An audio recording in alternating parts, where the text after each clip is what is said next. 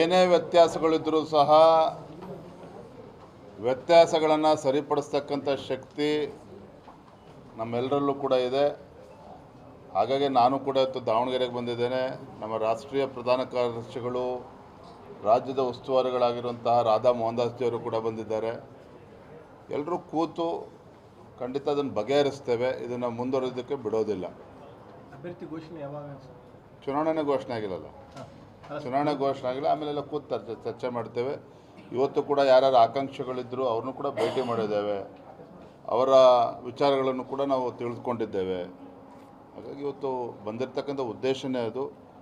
ಸಣ್ಣ ಪುಟ್ಟ ಏನು ಸಮಸ್ಯೆಗಳಿದ್ದಾವೆ ಅವನ್ನು ಕೂಡ ಸರಿಪಡಿಸಿ ಹೋಗ್ತೇವೆ. ಎಷ್ಟು ಜನ ಆಕಾಂಕ್ಷಿಗಳ ಜೊತೆ ಇದ್ದಾರೆ? 8-10 ಜನ ಆಕಾಂಕ್ಷಿಗಳಿದ್ದಾರೆ. ಈಗಾಗಲೇ 4-5 ಜನ ಭೇಟಿನೂ ಕೂಡ ಆಗಿದ್ದೇವೆ.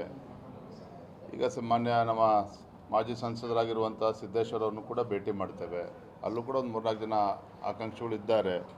ಅವ್ರನ್ನೂ ಕೂಡ ಮಾತನಾಡಿಸಿ, ಈಗಾಗಲೇ ದಾವಣಗೆರೆ ದಕ್ಷಿಣ ವಿಧಾನಸಭಾ ಕ್ಷೇತ್ರದಲ್ಲಿ ನಮ್ಮ ಸಂಘಟನೆ ಕೆಲಸ ನಡೀತಾ ಇದೆ. ಕಳೆದ ಒಂದು ವಾರದಿಂದ ನಮ್ಮ ದಾವಣಗೆರೆ ಜಿಲ್ಲೆ ಮತ್ತು ಅಕ್ಕಪಕ್ಕ ಜಿಲ್ಲೆಗಳಿಂದ ಸುಮಾರು 150ಕ್ಕೂ ಹೆಚ್ಚು ಕಾರ್ಯಕರ್ತರು ಬಂದು ವಿಸ್ತಾರಕ ಯೋಜನೆ ಅಂತೇಳಿ ಕರಿತೇವೆ ನಾವು ಸಂಘಟನೆ ವ್ಯವಸ್ಥೆಯಲ್ಲಿ. ಪ್ರತಿ ಬೂತ್ನಲ್ಲೂ ಒಂದು ವಾರ ಅಲ್ಲೇ ಇದ್ದು ಆ ಬೂತ್ನಲ್ಲಿರ್ತಕ್ಕಂಥ ವಿಚಾರಗಳನ್ನು ಅರ್ಥ ಮಾಡ್ಕೊಳ್ಳುವಂಥದ್ದು, ಕಾರ್ಯಕರ್ತರಿಗೆ ಧೈರ್ಯ ತುಂಬುವಂಥದ್ದು, ಸಂಘಟನಾತ್ಮಕವಾಗಿ ಏನೇನು ಕೆಲಸ ಮಾಡಬೇಕು ಅವೆಲ್ಲವೂ ಕೂಡ ಮಾಡಿದ್ದಾರೆ.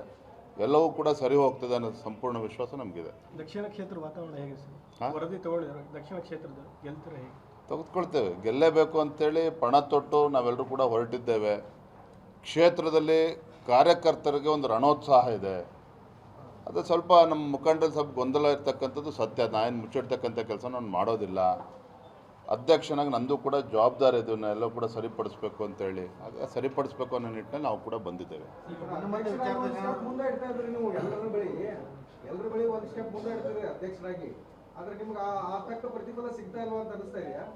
ಫಲ ಏನು ಸಿಗ್ತದೆ ಅಂತೇಳಿ ನಿಮಗೆಲ್ಲರೂ ಗೊತ್ತಾಗಬೇಕು ಅಂತೇನಿಲ್ಲ. ಪಕ್ಷ ಸಂಘಟನೆ ವ್ಯವಸ್ಥೆಯಲ್ಲಿ ಅರ್ಥ ಆದರೆ ಸಾಕು. ನನಗೆ ಸಂಪೂರ್ಣವಾಗಿ ವಿಶ್ವಾಸ ಇದೆ. ಈ ಸಮಸ್ಯೆನ ಬಗೆಹರಿಸ್ತೇವೆ. ದಾವಣಗೆರೆ ದಕ್ಷಿಣ ಕ್ಷೇತ್ರ ಗೆಲ್ಲೋದಕ್ಕೆ ಏನು ಬೇಕೋ ಆ ಪ್ರಯತ್ನವನ್ನು ನಾವು ನಿಶ್ಚಿತವಾಗಿ ನಾವು ಮಾಡ್ತೇವೆ. ಏನೇ ವ್ಯತ್ಯಾಸಗಳಿದ್ದರೂ ಸಹ ವ್ಯತ್ಯಾಸಗಳನ್ನು ಸರಿಪಡಿಸ್ತಕ್ಕಂಥ ಶಕ್ತಿ ನಮ್ಮೆಲ್ಲರಲ್ಲೂ ಕೂಡ ಇದೆ. ಹಾಗಾಗಿ ನಾನು ಕೂಡ ಇವತ್ತು ದಾವಣಗೆರೆಗೆ ಬಂದಿದ್ದೇನೆ. ನಮ್ಮ ರಾಷ್ಟ್ರೀಯ ಪ್ರಧಾನ ಕಾರ್ಯದರ್ಶಿಗಳು, ರಾಜ್ಯದ ಉಸ್ತುವಾರಿಗಳಾಗಿರುವಂತಹ ರಾಧಾ ಮೋಹನದಾಸ್ ಜಿಯವರು ಕೂಡ ಬಂದಿದ್ದಾರೆ. ಎಲ್ಲರೂ ಕೂತು ಖಂಡಿತ ಅದನ್ನು ಬಗೆಹರಿಸ್ತೇವೆ. ಇದನ್ನು ಮುಂದುವರಿಯೋದಕ್ಕೆ ಬಿಡೋದಿಲ್ಲ. ಅಭ್ಯರ್ಥಿ ಘೋಷಣೆ ಯಾವಾಗ?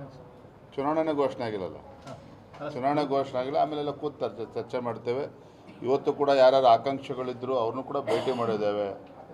ಅವರ ವಿಚಾರಗಳನ್ನು ಕೂಡ ನಾವು ತಿಳಿದುಕೊಂಡಿದ್ದೇವೆ. ಹಾಗಾಗಿ ಇವತ್ತು ಬಂದಿರತಕ್ಕಂಥ ಉದ್ದೇಶನೇ ಅದು.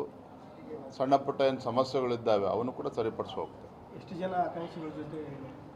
8-10 ಜನ ಆಕಾಂಕ್ಷಿಗಳಿದ್ದಾರೆ. ಈಗಾಗಲೇ 4-5 ಜನ ಭೇಟಿನೂ ಕೂಡ ಆಗಿದ್ದೇವೆ. ಈಗ ಸಾಮಾನ್ಯ ನಮ್ಮ ಮಾಜಿ ಸಂಸದರಾಗಿರುವಂಥ ಸಿದ್ದೇಶ್ವರ ಅವ್ರನ್ನೂ ಕೂಡ ಭೇಟಿ ಮಾಡ್ತೇವೆ. ಅಲ್ಲೂ ಕೂಡ ಒಂದು 3-4 ಜನ ಆಕಾಂಕ್ಷಿಗಳಿದ್ದಾರೆ. ಅವ್ರನ್ನೂ ಕೂಡ ಮಾತನಾಡಿಸಿ, ಈಗಾಗಲೇ ದಾವಣಗೆರೆ ದಕ್ಷಿಣ ವಿಧಾನಸಭಾ ಕ್ಷೇತ್ರದಲ್ಲಿ ನಮ್ಮ ಸಂಘಟನೆ ಕೆಲಸ ನಡೀತಾ ಇದೆ. ಕಳೆದ ಒಂದು ವಾರದಿಂದ ನಮ್ಮ ದಾವಣಗೆರೆ ಜಿಲ್ಲೆ ಮತ್ತು ಅಕ್ಕಪಕ್ಕ ಜಿಲ್ಲೆಗಳಿಂದ ಸುಮಾರು 150ಕ್ಕೂ ಹೆಚ್ಚು ಕಾರ್ಯಕರ್ತರು ಬಂದು ವಿಸ್ತಾರಕ ಯೋಜನೆ ಅಂತೇಳಿ ಕರಿತೇವೆ ನಾವು ಸಂಘಟನೆ ವ್ಯವಸ್ಥೆಯಲ್ಲಿ. ಪ್ರತಿ ಬೂತ್ನಲ್ಲೂ ಒಂದು ವಾರ ಅಲ್ಲೇ ಇದ್ದು ಆ ಬೂತ್ನಲ್ಲಿರ್ತಕ್ಕಂಥ ವಿಚಾರಗಳನ್ನು ಅರ್ಥ ಮಾಡ್ಕೊಳ್ಳುವಂಥದ್ದು, ಕಾರ್ಯಕರ್ತರಿಗೆ ಧೈರ್ಯ ತುಂಬುವಂಥದ್ದು, ಸಂಘಟನಾತ್ಮಕವಾಗಿ ಏನೇನು ಕೆಲಸ ಮಾಡಬೇಕು ಅವೆಲ್ಲವೂ ಕೂಡ ಮಾಡಿದ್ದಾರೆ. ಎಲ್ಲವೂ ಕೂಡ ಸರಿ ಹೋಗ್ತದೆ ಅನ್ನೋ ಸಂಪೂರ್ಣ ವಿಶ್ವಾಸ ನಮಗಿದೆ. ದಕ್ಷಿಣ ಕ್ಷೇತ್ರ ವಾತಾವರಣ ಹೇಗೆ ಸರ್? ವರದಿ ತಗೊಂಡಿದ್ದಾರೆ. ದಕ್ಷಿಣ ಕ್ಷೇತ್ರದ ಗೆಲ್ತಾರೆ ಹೇಗೆ? ತೆಗೆದುಕೊಳ್ತೇವೆ. ಗೆಲ್ಲೇಬೇಕು ಅಂತೇಳಿ ಪಣ ತೊಟ್ಟು ನಾವೆಲ್ಲರೂ ಕೂಡ ಹೊರಟಿದ್ದೇವೆ. ಕ್ಷೇತ್ರದಲ್ಲಿ ಕಾರ್ಯಕರ್ತರಿಗೆ ಒಂದು ರಣೋತ್ಸಾಹ ಇದೆ. ಅದು ಸ್ವಲ್ಪ ನಮ್ಮ ಮುಖಂಡರಲ್ಲಿ ಸ್ವಲ್ಪ ಗೊಂದಲ ಇರ್ತಕ್ಕಂಥದ್ದು ಸತ್ಯ. ನಾನು ಮುಚ್ಚಿಡ್ತಕ್ಕಂಥ ಕೆಲಸ ನಾನು ಮಾಡೋದಿಲ್ಲ. ಅಧ್ಯಕ್ಷನಾಗಿ ನಂದು ಕೂಡ ಜವಾಬ್ದಾರಿ ಇದನ್ನು ಎಲ್ಲ ಕೂಡ ಸರಿಪಡಿಸ್ಬೇಕು ಅಂತೇಳಿ. ಹಾಗೆ ಸರಿಪಡಿಸ್ಬೇಕು ಅನ್ನೋ ನಿಟ್ಟಿನಲ್ಲಿ ನಾವು ಕೂಡ ಬಂದಿದ್ದೇವೆ.